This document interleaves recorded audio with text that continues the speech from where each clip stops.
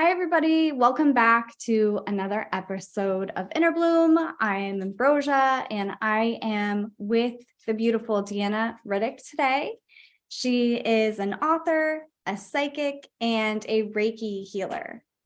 So very excited to have you here. Thank you so much for being here. I had such a good conversation with you on your podcast, and I wanted our audience to get to know you a little bit because you have done so many amazing things and currently still do so many amazing things. So could you tell us a little bit about yourself? Sure, definitely. And thank you so much for having me here. I enjoyed having you on and having great conversations about wild things. Yeah, it was really fun. Wild psychic medium things. Sure. So as you kind of said at the beginning, I am a psychic teacher. A lot of my work encompasses working with people, but it's always turned out to be predominantly women, which is interesting too. But I work with people and teach them how to connect to their higher selves, but also really connect to their internal spiritual gifts. It's been a long journey to get here. I think, we were talking a little bit before. I was raised in the church. I always call it the church. But it took a long time for me to accept what I could do, why I'm here and how I'm supposed to help, because I was in the church like 4 or 5 days a week growing up. Wow. I used to be in choir all the time. I've been Mother Mary, all the archangels. I played in all the plays. I have done everything. I've tried to get saved by Jesus many times. I've been baptized 3 times. Wow. And it has been such a very long journey. And as you can see, like a major leap of faith to kind of get out of that system and start learning for myself. And, obviously there's a lot of baggage that comes along with that, because many people who grow up, going to church a lot, they are indoctrinated into a very particular belief system. And there's a lot of guilt associated with that. So imagine trying to overcome that huge hurdle of guilt, and not being saved, and all the stories that my sisters and I were told growing up about burning in hell for eternity. And my older sister likes to joke. There was a pastor when we were young, how he used to tell us in the front of the church how, we would be in hell and Jesus is going to be there. But when he's trying to pour us a cup of water, the cup is empty and we're just going to be, starving and thirsty and burning on fire. So we heard this all the time. Wow. Growing up. So I constantly had nightmares about it, and I did anything to get saved. And obviously it didn't work. That's I didn't grow up in the church, so I don't think I have the same, well, I know I don't have the same fear, but I don't think I have fully understood the level of fear that can take a toll on a child. You know what I mean? Yes. But to have nightmares that you're going to burn in hell for all eternity, that's so scary and so sad as a kid. It is very scary. I mean, it becomes your focal point, especially if you're going to church so often. Yeah. You're constantly being told the same stories. Yeah. And even though they aren't teaching it to you in a so-called threatening manner, that is kind of the way it is. Do this or else, like, here are the repercussions forever. And I used to, like, even when I was in high school, I used to sit on my bed thinking, like, well, what could it be like to burn forever? Because the place I was working at, I had burned my hand really bad. And I thought, God, I can't even imagine what that's like for eternity. And I would sit there and just think about it. And then, of course, I'm like, oh, I got to really figure out how to get baptized again, or I need Jesus to accept me this time. And it didn't help that my stepmother's mother came to live with my dad and my sister, and she's a minister. Okay. And she had us in the church so often, and she would remind us 24/7 that we were heathens, and we weren't one of God's chosen, and that God only chooses one church out of the entire earth. So we had to be that church. So I grew up believing all of that, but on the other end, I could hear spirits talking in my bedroom at night. I could hear voices in my room, and I thought it was the devil. Yeah. Okay. Okay. We got to back up a little bit here. Hold Sure. on, because I want to unpack this. So, oh my gosh, I'm so sorry. So I was going to ask you, what are the types of things someone would do to go to hell? But now what you're saying is, if you didn't go to the right church, even if you believed in God, you did all the good things. If you didn't go to the right church, you went to hell. Is that right? That's 100% true. There's only one church on this planet that God is going to save. What an Period. immense amount of pressure. It is, but to us growing up, that was reality. It was unquestionable. So my sisters and I would say my older sister, she's extremely the black sheep, but Okay. but for me, I really took it to heart, and I didn't want to be left behind, and I wanted to be part of the chosen. And I did whatever I could to make sure that I was going to get past those pearly gates. And being saved is a huge thing in Southern Christian churches. So it means that Jesus saves you, and you're recognized as being a part of, yes, those who aren't going to be left behind for the apocalypse or whatever. But I did everything I could to get saved in front of the entire congregation all the time. And so because I was terrified. the whole time you are seeing, hearing, feeling, what are your clairs? How do you receive? So, I can see and I can hear and I can feel, which is weird because I could never feel growing up. Oh, That's like, I think I've had that for like 6 years, but I never had that before. okay. So it's weird, but it's good.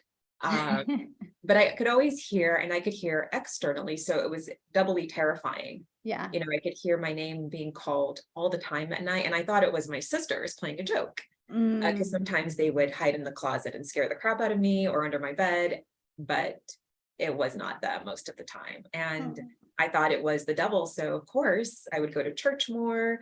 I would try to get saved again, get baptized at a different church. Yeah. it was just in case. crazy.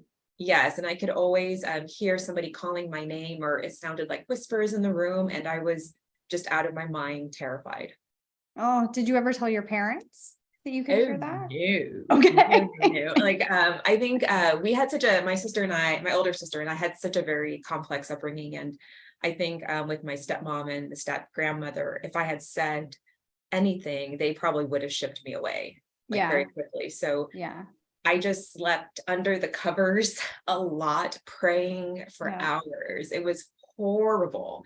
But it was, I thought maybe where we lived was haunted, but wherever I went, it was happening. So it wasn't like the place, it was me. I love when people say that. The two things. I slept under the covers too. I don't know why, but under the covers is like a safety net. I don't know. They can't get you under there. And also, I love when people tell me, well, every house I've lived in is haunted. Maybe it's not that house. Maybe Exactly. It's you. So when did you come to this realization that it wasn't the devil, or that, maybe the ideas that your parents had are incorrect, or maybe you don't align with those ideals? I don't want to say they're incorrect. They're correct for them. It was a long time, and I mean a very, very long time. It was something I struggled with God until my early 30s. And I just dealt with it. I just was always scared to go to bed. I was always scared to be alone in that way. But it wasn't until I was in graduate school and I was having such a difficult time getting through the program. I remember one day I was watching something on TV about like meditation, and that was supposed to help me to calm down my anxiety and things, but I started to see things during meditation. But I started to see pictures of children, and I was like, what's going on here? And then I would see it again, and I would start to hear stories, and these children were deceased. And I would have this experience over and over. And I was like, what's going on? I'm losing my mind. I'm finally losing my mind. But no, I wasn't clearly losing my mind. Something was happening, and I really decided to take a leap of faith and do more research. And honestly, what kind of happened from there was I eventually, and this took a few years, I'm not going to lie, it took a few years. Eventually, I met my wonderful, crazy spirit guide after much practice and much trust and a big ass leap of faith, Yeah. because there was so much guilt and there was so much fear for years. And then when I met him and we started talking about my life and why I'm here, I started to trust a little bit more. And it's been years of just constant trust. And then as I worked on my gifts, I started to hear all kinds of wonderful and then crazy spirits. And, you know, and it's not just that. I went to school for anthropology, but I love history as well. And I decided to just do my history on how Christianity kind of like expanded over the globe. Like, where did it come from? Why is this our dominant belief system? Mm. And that's really eye-opening. That is So, amazing. Why, can you give us a little bit of where did it come from and why is it our belief system? oh God, that's such a huge question. Okay. If it's too So, much to answer, it's okay. well, no, I mean, a majority of the world was what we kind of consider to be pagan before, I hate to say like the emergence of Constantine, but most people didn't believe in the Christian stories that evolved because they did evolve over time. And I don't think a lot of people know that. But it took a long time to expand across the globe. Obviously, we know there was a lot of forced conversion across the Right. globe, right? Right. So it wasn't readily accepted. And honestly, at the very beginning of its introduction into the Roman Empire, a lot of the scholars laughed at these stories. And of course, there wasn't a Bible yet, right? That still had to be constructed. Mm. But of course, you know, there was this huge agenda to unify people under one belief system. And it was not tolerated at its inception. It was very difficult, but it had to be forced. It had to Mm. be forced Yeah. through a lot of laws that really infringed on, of course, the people's rights. They could no longer be quote unquote pagan. I mean, that's a term that was also imposed on people, and it didn't exist at Yeah. all until they started to create this new monotheistic religion. So this is a very long history, by the way. So exciting. It is definitely something that was, you know, against the will of a majority of the people. If you think about it, every culture had its own particular folk religion, if you want to call it that, right? So it wasn't until they were forced to surrender their beliefs, you know, that this monotheistic religion kind of arrived and took a stronghold. But you have to remember, it changed the way people practice their belief system. It changed their worldview. And of course, people were guilted Yeah. into believing this one belief system, right? So when we used to have, let's say, a mother, you know, a mother creator and then a father creator, we only have now the father creator, right? Mm. Through monotheism. So that shifted again people's connection to, let's say, the earth Yeah. and their own creation stories. So this is a very long history lesson for people, but obviously it took a very long time, but they had to brick by brick destroy the temples, Yeah. right, that people worshiped at. They had to destroy gods and goddesses that people had a very strong connection with as well. They had to destroy their creation stories. Mm. So this took, you know, a lot of time, but also on top of that, they did what's called religious syncretism. And that means that they syncretized, let's say, as an example here, the goddess Isis with the Virgin Mary, they syncretized their stories, but Yeah. also their statues, they made very similar as well, so that the people at the time could be more comfortable moving into this new belief system. So the Christian church was like, well, hey, even though Isis is a demon, because that's what they would Right. her, like she's a demon, but we have this Virgin Mary and there are similar attributes, at least they're trying to make them similar. Yeah. So it's more digestible to people. So they would do this globally. So it didn't just happen there in the classical world, it happened elsewhere. So they had a number of strategies that they utilized to get people to convert and to enforce their will on them. So Wow. I learned this through study, Mm. obviously, and that has helped me to see like, this is pretty messed up. Yeah. And but what I understand is without that education, then people are easily, God, I didn't want to use the word duped. That's the first word came to my mind, but they're easily indoctrinated into a very specific belief system if they have no room to question that system Mm, or have the education or access to it. So it's like I can understand it because I lived it for a long time. yeah. Yeah. Oh, that's so much pressure. But it's amazing that your perspective changed, into a different perspective, whatever that perspective is. I think it's always good to have multiple perspectives in a lifetime. So how you have the relationship with your guide, correct? And how did you go from that point of meeting your guide, trusting your guide, to I'm talking to dead people, and also because that's a big jump, and Yeah. also doing readings for people. Oh God, it was a lot of practice. Okay. I will say, I meet a lot of people who have this expectation that overnight, all of a sudden your gift is there and you're a master. That's Yeah. not the case. You have to, and yes, obviously I have a lot of guilt, that's coming along for the ride. But Right. it was a lot of trust, a lot of reassurance from my team, but a lot of practice. Like I had a lot of things to unlearn and learn at the same time.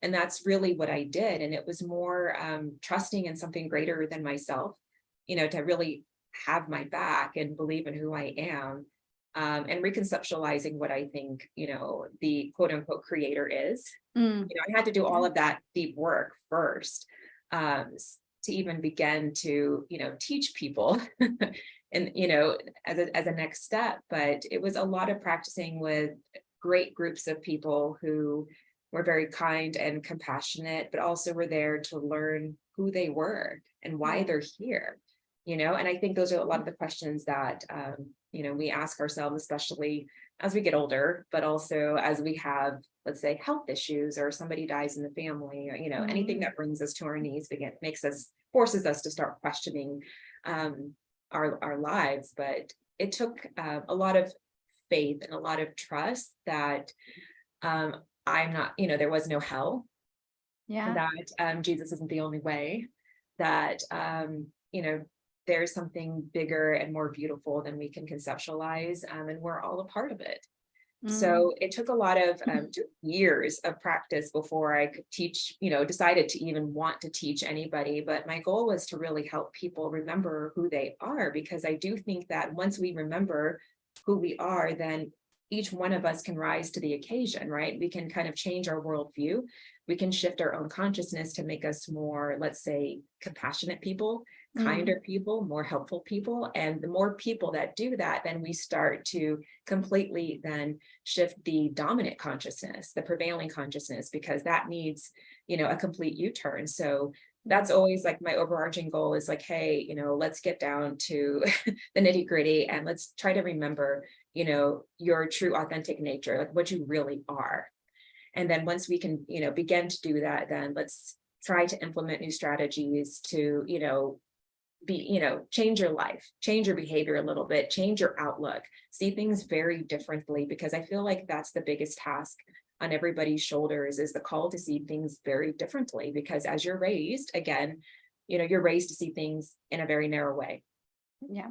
That is convenient to you and comforting to you. But when you're pushed out of that, then you are forced to try to, reassess things, reassess what you believe to be the true reality. And that's where I try to help.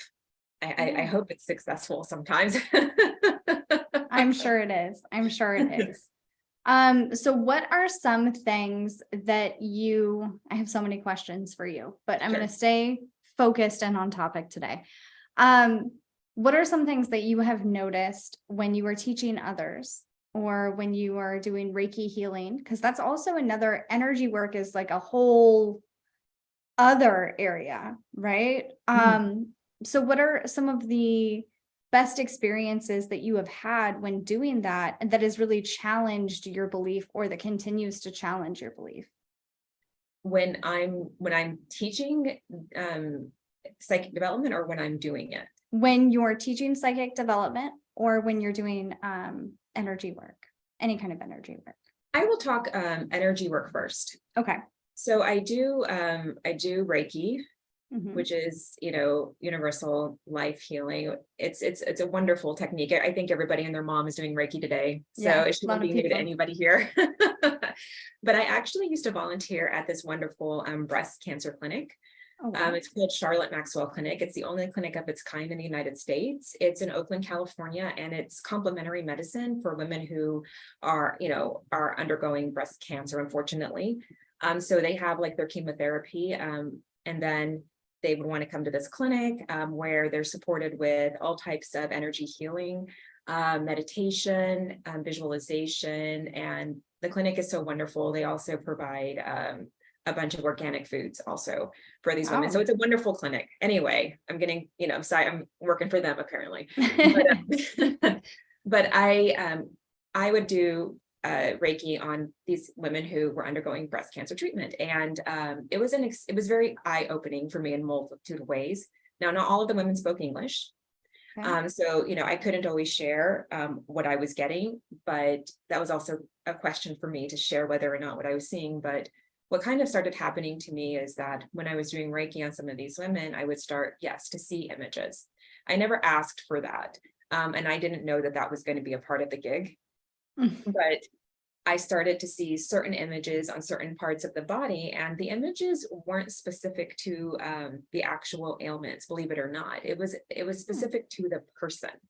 So if it was like something that they were very anxious about that was going on in their lives, I would see that. I'll never forget. I had this lady where she was very kind, and if you looked at her, she looked completely fine, right? But she was undergoing intense treatment. And I'll never forget, I had my hands on her and I saw an operation, but it was like a young man who was having some sort of operation. And I was like, okay, I have no idea the relationship here. So when Mm. we finished, she asked me, she was like, did you notice anything? And I hesitated. I was scared. Like, you hate to get things wrong. Yeah. That's just, Yeah. Everybody hates we're all that. in that space. And Yeah. I told her, it's like, for some reason, I see a young man who's undergoing an operation. And she was so shocked. And her nephew had just had an operation and she had been very worried about it for some time. Wow. And she was like, you saw that? And I was like, I guess I did, because I was like, okay, I guess this is happening. It's weird. And I worked with her obviously after that. So that was very eye-opening for me. I thought, okay, something's changing here. I don't get it yet, but something's going on. And then I'll just say one more. A second lady, um, she was Vietnamese and she didn't speak English. So I couldn't share with her. And I didn't know if she would be receptive either, Mm. because you never know if people are. And I remember having my hands on her, and I'll never forget the vision that I had. And it was like, it was her kind of like on a paddle boat going down this river. And it seemed like things could have been bumpy, but they weren't going to be. She was going to go around the bumps, but it Oh, was very smooth. And I saw this beautiful like sunset, and I saw her ease through her treatment. And I knew that's what it symbolized. Like she was going to overcome it and it was going to be so easy for her. And I mm. wanted to tell her, and there's so much, again, fear associated with telling somebody something that big. Yeah. It's Yeah. very impactful in your life. But I knew that when I knew for sure that that was going to happen. I trusted that because it was such a clear vision for me. And, I wish I could have like shared and given her that reassurance, but I'll never forget. I had many of those episodes thereafter. And it's something that happens to this day when I work with people, when I do Reiki. It's unexpected areas that I think, I'm supposed to focus on. Sometimes I'm wrong, and spirit's like, no, point to the area of Yeah. what like the actual root causes. So Mm. I would say that has really changed me, because medicine is very tricky. It's a tricky world to be Yeah. in. And a lot of us just, when we are sick, we automatically look to the physical and we want to get better very Right. quickly. But there's something else going on. It's kind of funny we're talking about this, but a few days ago I was channeling, and the archangels were saying, when you're ill, it's not just physical, it's emotional and mental. It's all of those Absolutely. combined together. And you need to get to the root cause to understand where to start, clearing and healing, right? Where Mm. the healing really needs to begin. So I feel like this for me is like a very interesting journey. I've never been interested in medicine, just to be very blunt. Never. But it's something that I've been open to, and it's something that I practice when I can. And, I think there's a lot to learn medicinally, but also healing really does come from deep within. So Mm, I would say those were probably the most eye-opening experiences that I had with Reiki so far. that's beautiful. That's so amazing. I've had I used to work in hospice care, and I don't know if I don't do Reiki. I think I'm like the only person that doesn't do Reiki right now. But I did hospice care for a little bit, and I don't know if you've ever seen this or if you've experienced this, but something that I couldn't explain at the time is when someone is dying and a loved one that has passed away will come visit them. And the person that is dying, doesn't matter what their belief system is, will see that person like we are seeing each other, and they will talk to them out loud. And nurses have experienced this. This is like a phenomenon that science really can't back up right now, but it is widely accepted among the medical community. So it's very interesting. That is. I Along the same lines, my original Reiki teacher, she used to do Reiki in hospice. Mm, And it's very tricky because, people have this expectation that you're going to make heal them them. better, Yeah. and save them from passing away. And that's not the case. But I think that's a very interesting point that you made. I'll tell you a very quick story along the I'm same here lines. for it. So, huh? I said, I'm here for it. I Oh, love you're it. here for it. Okay. So a very dear friend of mine, unfortunately, her mother passed away last year, and her mom had been had cancer on and off for a good portion of her life, but she had asked me to send her Reiki, from a distance. Mm, And I was like, okay, sure. I'd never I'd never done it from a distance, when somebody was that sick. right. And so I sat down, and as I was doing the Reiki, I could see, so much about what was going to happen when she was, going to leave. And I thought, oh my God, this is crazy. I've never done this before. And the transition, and how beautiful the transition is, and how it was going to be very eye-opening for her. And it taught me, so much about just, again, the fact that, or I would say it's a reminder that we really are just spirits inhabiting, a physical form. Like, this is really temporary. Everybody should really try to remember this as we take everything so seriously, and we're super hard on ourselves all the time in this life, that this is just really, very temporary. But as I was doing the Reiki, I was definitely shown, where her ailments were. But at the same time, what was more important was, the transition process, and Mm, remembering, what we really are. And and I will say just one added thing. So my friend's mother also started to have sightings, of her, I think it was her mother, who was there as well, even though she'd been passed on for some time. So she would tell my friend, I'm seeing so and so. They're at my bedside, and they come closer and closer each night. And yeah. so, very common. That's a very common phenomenon. Yeah, it is a very common phenomenon. It's very interesting when science can't explain what's happening here, but enough people have the same experience that it could be very scientific. You know what I mean? If we look at it from that aspect, but I digress. That's not the point. So, so tell us a little bit about, you said you're an author. Tell us a Mhm. little bit about what you've written. I'd love to hear about that. And I know you Sure. have oracle cards too. Oh, sure. Not to sound too redundant. So my book really is like how, I know you asked earlier, how did I get to this point? Yeah. And it's my journey, essentially, in terms of how I was kind of able to overcome some of this.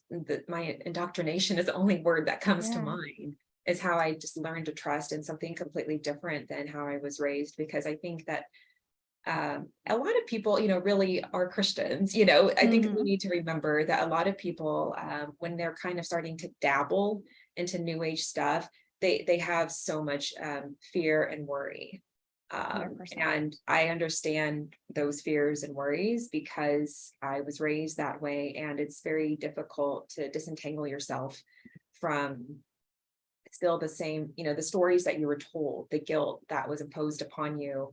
And it's hard to, it feels like you're abandoning something, and it's hard to let Mm, that go as well, because it is a part of you. yeah. Especially the longer you're in it, the harder it gets to leave. And it's not just that as well. When your family, is very deeply involved, then they either don't want to talk to you, anymore, because Yeah. the devil's got a hold of you all of a sudden.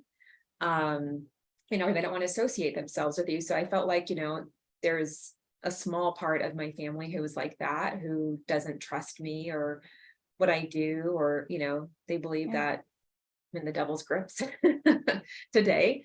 But yes, in my book, I do talk about like how what my struggles were and what those really looked like, but also some of the brighter experiences that I had in opening up my eyes to something different and opening really my heart to something greater. When I was at the beginning and I really struggled to let go, I remember one of the archangels was telling me, I'm trying to remember the exact phrase. He said that, man has created God in his image.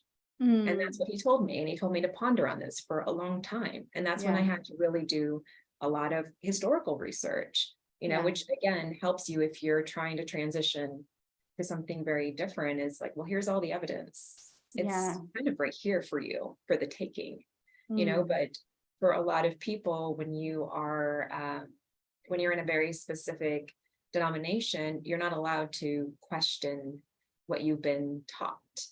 right. And my grandmother, she always told me when I would ask questions, you're never supposed to put a question mark where God has put a period.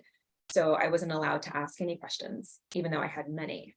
So these are things, Yeah. I talk about in my book, and, how really and truthfully, how I like to say that my spiritual team really helped me get a new perspective on Mm, not just, that part of my life or those belief systems, but kind of looking at myself a little bit differently as well, mm, and having more faith in myself, because I do think when you transition out of a very particular belief system, you really have to have a lot of faith in yourself and a lot of courage. yeah. Because it's a very difficult move, but that's really what I talk about in my book, y'all. And I would say the very last part is just a lot of techniques, because one of my strengths, I'd like to say, is teaching people how to develop their gifts. I'm Mm, very technique heavy, but I also come from a very teaching background, so I can't help it. But I do, I teach you everything pretty much that I know. Uh, mm, Many people, they want their third eye open tomorrow, yeah. right? Yeah. I'm like, no, that could take a while. But I still teach you things that you can actually practice on a day-to-day basis to start growing your gifts. So that's pretty much, I would say, the basis of my book. I love that. That's beautiful. I'd love to know what your thoughts are on the pandemic in regards to, I know it sounds a little obscure, but in regards to, I feel like in the spiritual community mostly, and maybe I'm wrong, but I feel like in the spiritual community, there was a lot of othering. There was a lot of, if you do this, then you're wrong, and don't be like those other people, right? And so it was, okay, so I see your face. What I've noticed during the pandemic was the vaccine was big, and there were two groups of thoughts, right? There was the vaxxers and the anti-vaxxers, and if you were a vaxxer, then the anti-vaxxers were bad, and if you were an anti-vaxxer, then the vaxxers were bad, right? And then there was also this, at the same time, there was this idea of 3D, 5D, right?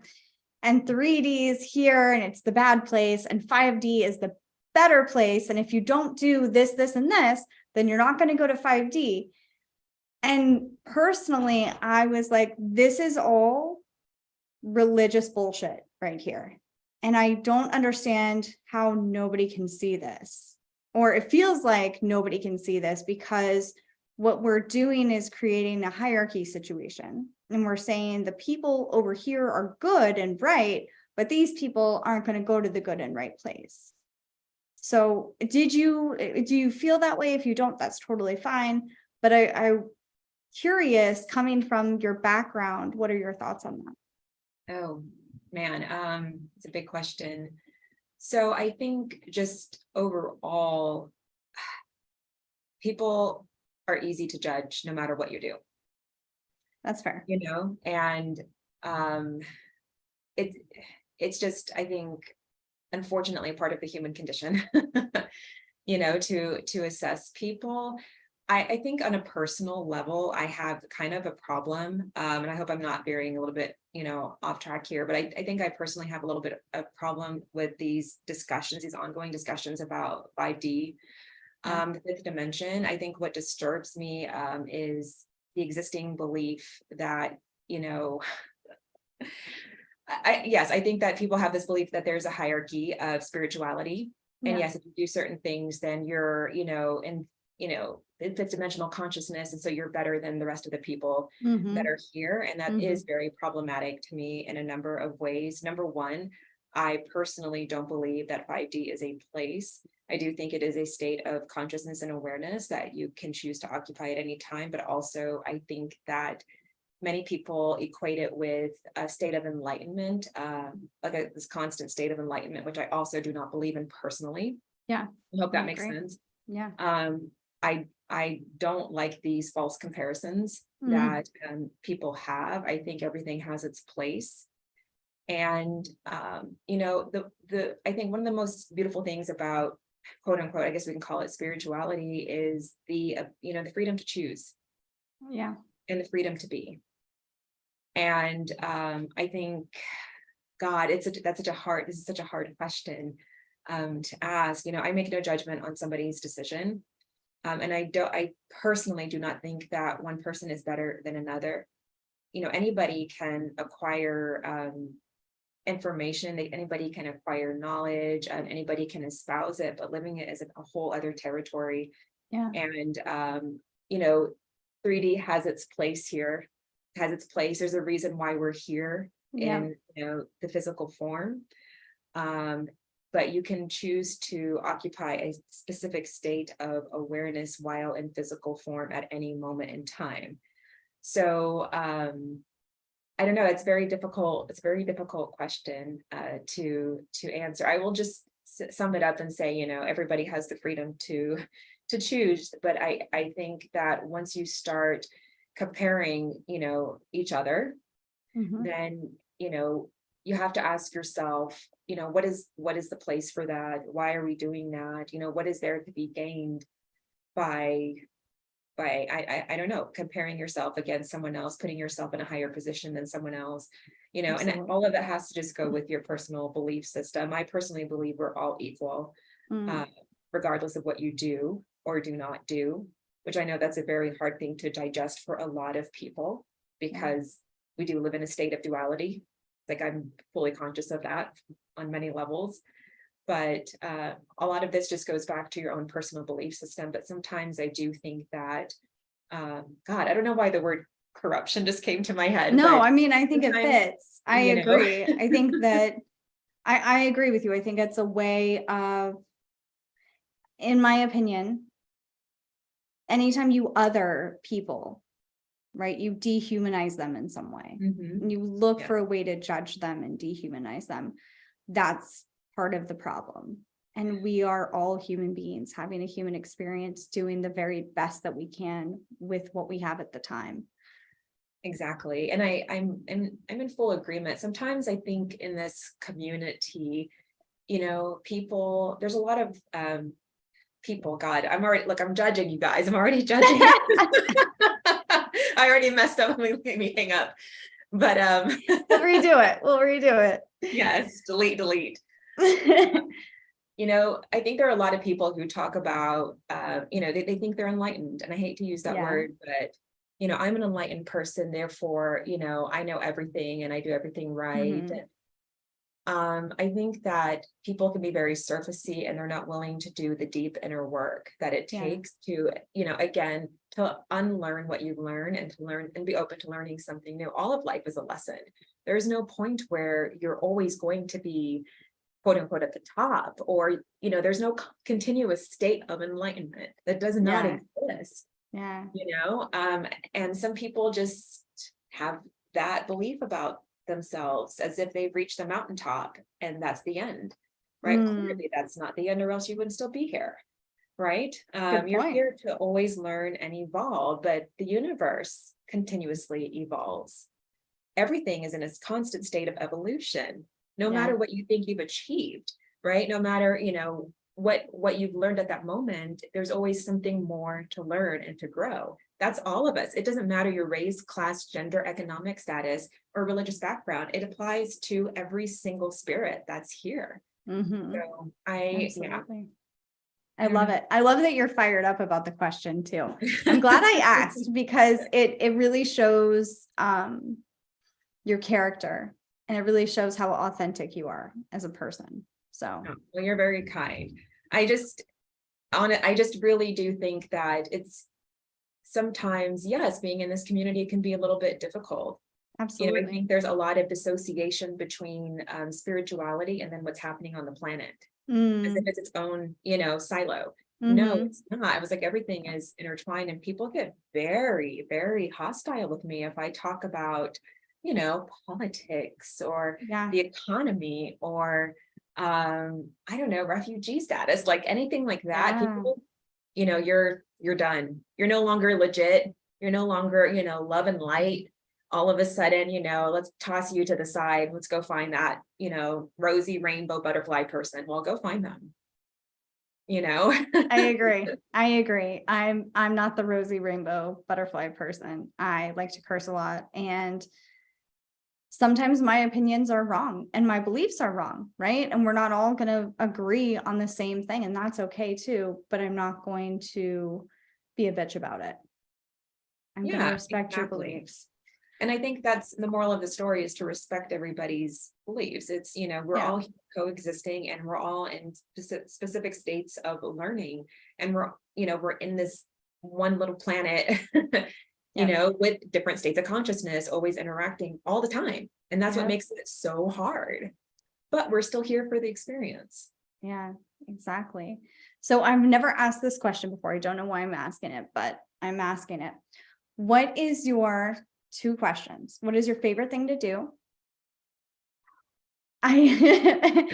And what is a practice that you have daily, a daily practice that you have?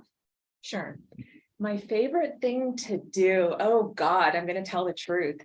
So I'm definitely a romantic at heart, but romantic stories, you guys. So I actually write little very historical fiction. So I write little stories. Do you write this under another name? I sure do. I saw that about you. That's so exciting. Okay. I do. I love to do it. I'm a weirdo, and I love, 19th century England and East Coast, like New York. I don't know why. Maybe you were there in another life. Probably. So I love to write little stories. That's a big thing for me. And then what was the second question? What's a daily practice you have? Okay. I think this will be helpful for many people. And, it's so funny because my guide's probably like, you shouldn't be doing this crap daily, but it's helpful. So you asked me about my Oracle cards, right? Earlier. Yes. And the Oracle cards are just about the high, connecting you to your higher self. So really they just act like as a conduit, so you can communicate with your higher self. One practice I have is talking to my higher self. Now without the cards. But, and this is something I teach to students all the time. It's one of the first things I teach. And that's having like a full-blown conversation with my higher self, about anything that's on my mind or what's really bothering me and what I really need some help with. And it comes through writing, and you can call it automatic writing. Sure. You can call it intuitive writing, whatever title you want to give it is fine, but it's sitting down and talking to her and getting her thoughts on what she really wanted to accomplish here. Which is such a strange thing for me because, in my mind, I'm like, no, I'm going to be a 21st century writer on historical fiction and this, that, and the other. And she's like, no. Actually, you're not. Yeah. Reality check. Here's what I came to do. Here's my list. And I'm like, but here's my list. So I sit down and communicate with her just about life, things that probably I need to heal, things that bother me, and ways that I need to still grow, things like that. So I always recommend to people, sit down and talk to your higher self and get to the root of the issues. Or if you feel so lonely, all you have to do is talk to your higher self, and they have a lot to say. That's So, beautiful. I love that. yeah. Well, thank you so much for being here. Is there Thank you for anything having me. that's on your heart that you want to share before we leave? Oh my goodness. About the world or in Just in life? general, just anything. I mean, don't stub your toe, whatever you want to tell people.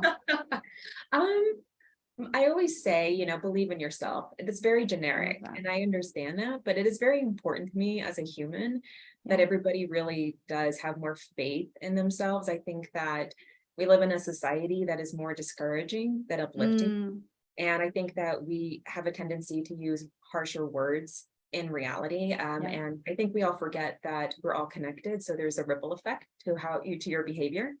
So the only thing I can say is really believe in yourself and be kind. It will change your life. That's beautiful. And where can people find you? Oh God. Well, I'm kind of MIA because I'm writing another book. Oh, And I'm lovely. almost Okay. done. Thank you, God, because I cannot look at another page. But you can find me on my Intuitive Awakening podcast. Yes, new episodes are coming, sure. You can find me also, infinitesupply.org is my website, and trying to think how else. I think those are the main two places you can really find me, you guys. I'm really not a huge social media person. I do have an Instagram, but my God, I'm writing stories. What can I say? That's amazing. And we will link that to the show notes if you're listening to this. Deanna, thank you so much for being here. It was amazing chatting with you. You are such an amazing human. Thank you so much for being here. Oh, thank you so much for having me. I appreciate it. And Of course. we'll do this again soon. Yes, definitely. All right, everybody. Until next time, keep on blooming. Bye, everyone. Bye.